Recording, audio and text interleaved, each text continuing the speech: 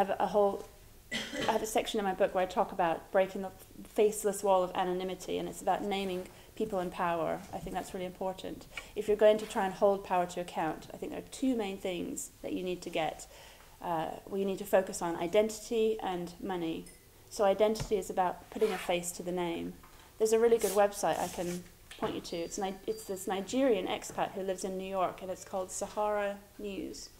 And he has a thing called Faces of Corruption, and it's great. He puts a face to all these stories, and he has to do it in New York because if he was in Nigeria, he'd be in serious trouble.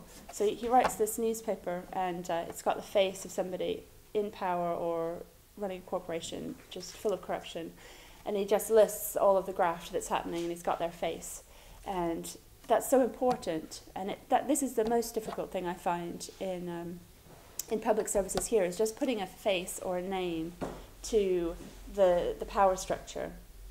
And then the second thing is about money. So it's not just about, every journalist needs to know how to read a budget, how to get a budget. And I don't mean just the sort of top line budget, but increasingly there are now new mandates coming down from the Cabinet Office which require all councils to publish expenditure above £500.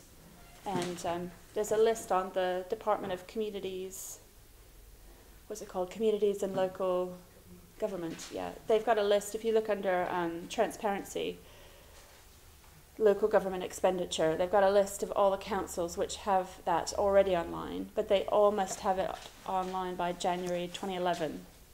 They have to have these, just a whole list of every expenditure above £500. And that's really interesting. I looked at a few councils, and you could already see how much they're spending on consultancy fees. You can start to see how much they spend on mental health services, all kinds of things.